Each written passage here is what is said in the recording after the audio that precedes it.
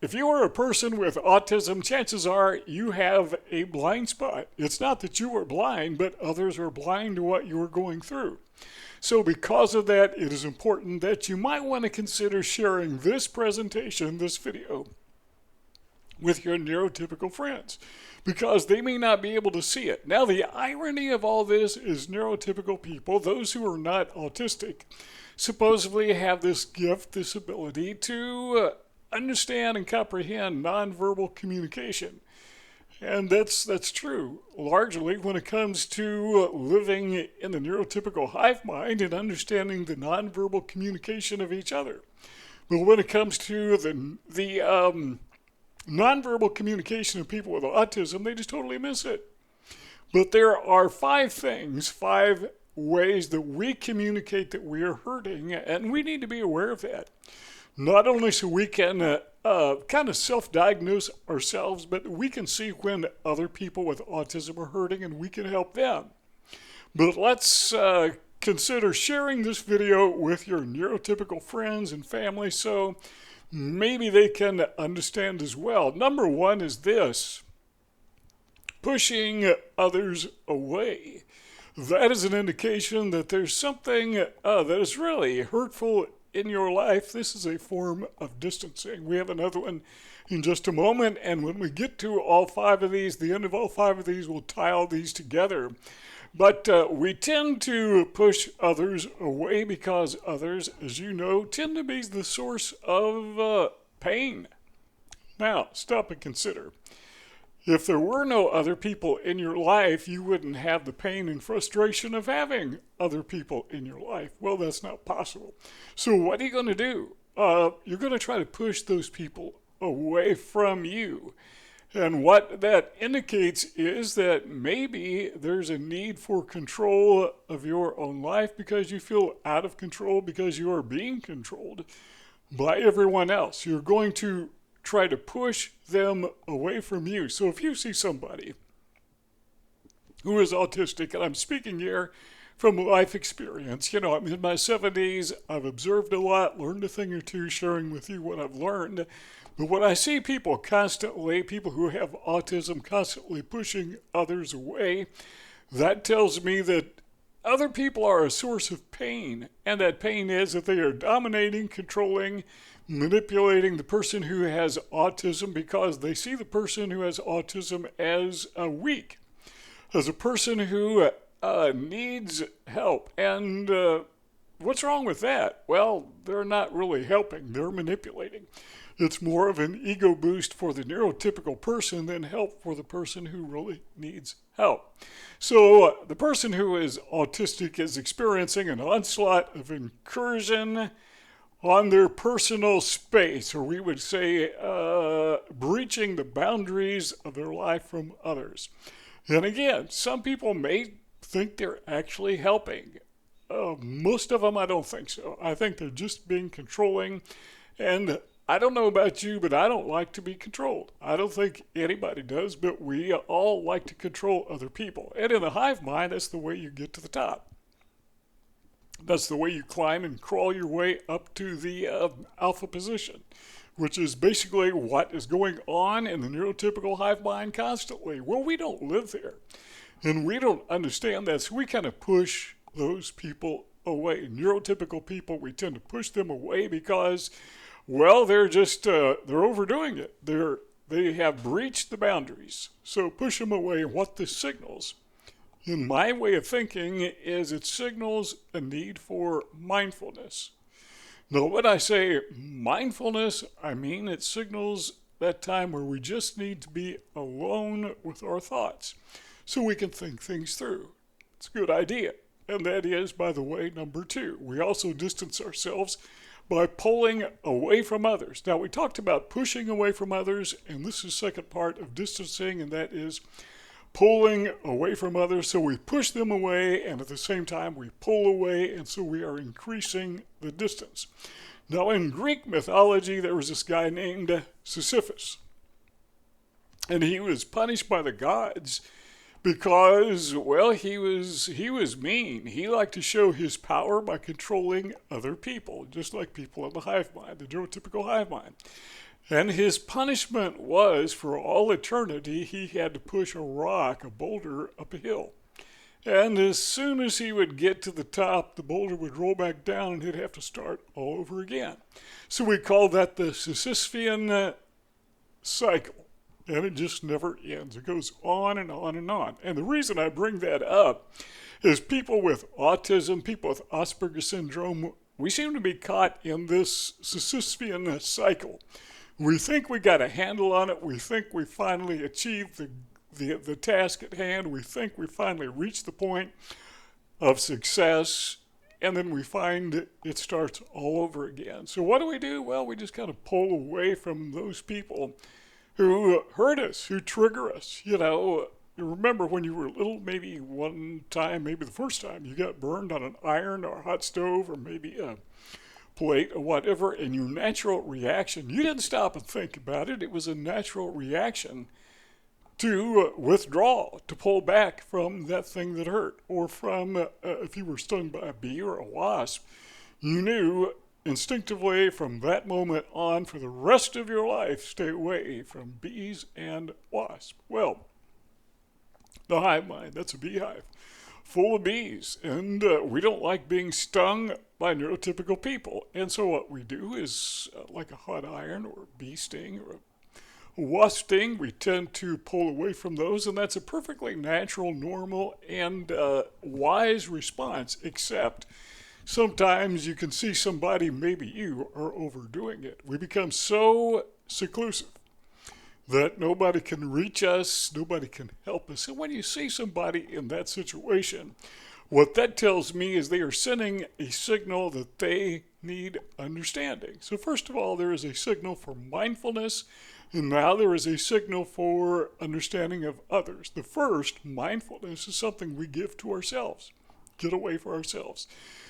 The signal for understanding is not necessarily an invitation for neurotypical people to breach the boundary and come after us, but just so they understand what we are going through. When we are pulling away, we're not being unkind, we're not necessarily being unfriendly, even though it is not being friendly, but it's not intentionally trying to hurt others by withdrawing our friendliness, but they need to understand that sometimes we're hurting and we just need to get away. Number 3 is being apologetic. Well, let's say over apologetic. In fact, all 5 of these things should begin with the word over. Over pushing others away, over pulling away, being over apologetic.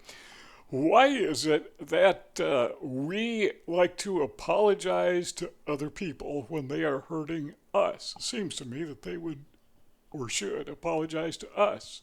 Well, it's because for some reason, and I've done this so many times in my life, particularly when I was younger, is other people would try to hurt me, and I would think, well, they're trying to punish me for something that I have done. I did a whole video, by the way, on being punished because you were autistic. And people don't punish us because we have done something wrong, but maybe because we're doing something wrong from their misperception. For example, I don't know how many times in school I would be called out for not paying attention. I was doing something wrong. No, I was just being autistic. You know, I wasn't capable of focusing. ADD, deficit in attention, attention deficit disorder. No hyperactivity, just not paying attention. And they would misunderstand that, and so you go through life with people misunderstanding where you're coming from, and sometimes they will punish you, in that case by calling me out. Sometimes people punish you not because you deserve punishment, even in their minds. They just like being mean, like Sisyphus. They just like being mean to boost their ego. But we see that, and we know, well, when I'm bad, I get punished, and these people are punishing me. So I must have done something wrong, so I guess I'll apologize to ease the pain. And if they understand, you know, I'm sorry, I didn't mean to hurt you. What I'm doing is I am begging for this person's acceptance. And I don't understand, or we don't necessarily understand. People with autism don't necessarily understand that we really don't need their acceptance. The hive mind, we just don't seem to fit in. We kind of want to fit in, you know. And maybe we haven't progressed to that point in time in our lives when we understand that we actually fare better outside the neurotypical hive mind. And so we beg for acceptance. We beg to be accepted into their sphere of influence, into the hive mind. What that does in my mind is, here's another signal. It signals that we have a lack of self-confidence because we are relying on the support, the acceptance of others, the approval of others, and other people love to disapprove each other. Again, that's the way it works in the hive mind. We don't live there. We don't understand. We don't speak that language. Number 4, again, let's apply the word over. But number 4 is people pleasing, overly trying to please people. This is kind of like being apologetic. But there's this problem we have with rejection. If you're autistic, you are very familiar with rejection. From the first day in school, maybe even before, you understood immediately that you were not accepted by your peers. Well, what is a lack of acceptance? Well, the word for that is rejection. So we are trying to undermine their rejection by pleasing them. Maybe if we will please them, and again, this is like being apologetic, but if we will try to please others, then they will accept us. So what we fail to understand is a lot of times over-pleasing people. And it's okay to please people, by the way. I hope you understand that. But over-pleasing just for acceptance, what that signals, and we don't understand this. We just totally miss it. What that signals to the people in the hive mind is you're weak because they've got you. They think they got you. Yeah, they got you in a place where you are subservient. They are on top of you. They're your overlords, and they like that position. So they're going to try to keep you in a position where you're constantly trying to please them. So it's counterproductive. Again, this is the sisuphean cycle. We push the boulder up the hill by people pleasing. We think we've got it. And what do? They push it back down the hill, so we'll push it back up. They want us to continue people pleasing. Why are we doing this? Well, we're expecting reciprocation. We think, well, if I please this person, he will say, well, this is a nice guy. I'm going to reciprocate. I'm going to please him as well. So we're expecting this give and take. But it's all give. It's all give on your part. There's nothing to take from the other person because they want you to keep giving, and they're happy not to give themselves. So this signals, in my mind, a need for respect during rejection, in the face of the absence of acceptance, which is rejection. So number 1 signals a need for mindfulness. That's something we do. Number 2, it signals a need for understanding from others. Number 3, it signals a lack of self-confidence. Number 4, there is a signal of a lack of respect, a need for respect from others. And respect is never achieved, or very seldom received, I should say, by people-pleasing just for the sake of people-pleasing. It's counterproductive.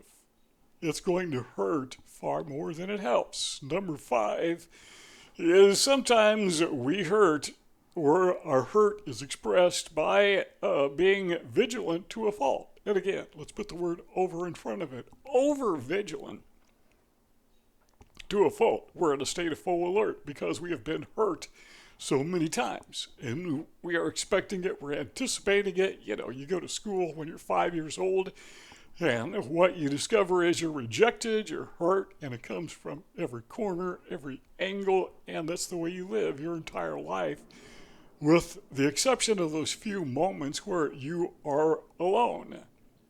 That's why we like to be alone, to get away from it. So we are vigilant because we have lived our entire lives being surrounded by a lion who is behind every bush. We don't always see them, but they're always there.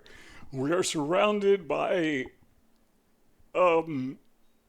hornets, by wasps wanting to sting us, so we have to be hyper vigilant all the time. So this is the result of perpetual real life experiencing abuse from others. So you're hypervigilant. Well, here's the problem with that. This, by the way, is important, so I hope you pay attention. But when we are persistently, constantly on alert, our body secretes a hormone called the stress hormone called cortisol. And it's supposed to be there. You know, if you're attacked by a lion,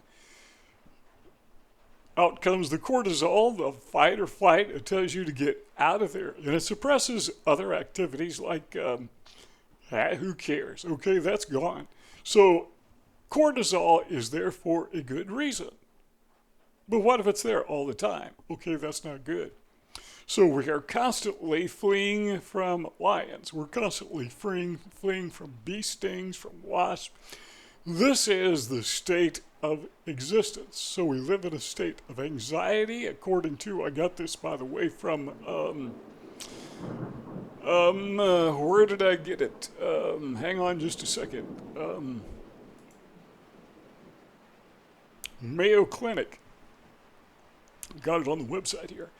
But constant depression, digestive problems is called by excessive cortisol headaches. It manifests itself in muscle tension and pain, heart disease, heart attacks, high blood pressure, stroke, sleep problems. We have a serious problem with that. At least I do. Weight gain sometimes. Problems with memory and focus. All of these are the result of cortisol, and we also tend to have a problem with our immune systems dysfunctioning because of cortisol or stress, from what I've read other places. So what does this signal? Well, it signals a need for acceptance. We are vigilant because we think we are surrounded, and oftentimes it's not delusional. We often are surrounded by those who are, I don't want to use the term violent, but I can use the term hostile. We live in a hostile environment. People who live in the neurotypical hive mind, they are adapted to hostility. They understand it. They live with it. They are not excreting cortisol constantly. This is a part of their life. It's normal for them, and they don't experience it anywhere near to the extent that people with autism experience. At least that's based on my life observations. So let's tie all this together. What we are saying is we live in the cycle of rejection, and it hurts. I mean, it really hurts. And what we need to do is not only try to communicate to others, look, these are signs that we are in pain. We may not cry out in pain. We may not cry. We may not show all the other nonverbal communications and verbal communications that other people show when they hurt physically, but these hurts are nonetheless very real, and they do have signs. But people in the hive mind, neurotypical people, they're blind. This is a blind spot. They are blind to these signs. So the thing that I would like for you to take away from this is not necessarily just that you are showing these signs and others need to see them, but I would hope that you are looking for these signs in other people who are autistic so you can come alongside, be encouraging, and helping them as well. The circle, lower right-hand corner, click on it, become a part of our YouTube family by subscribing.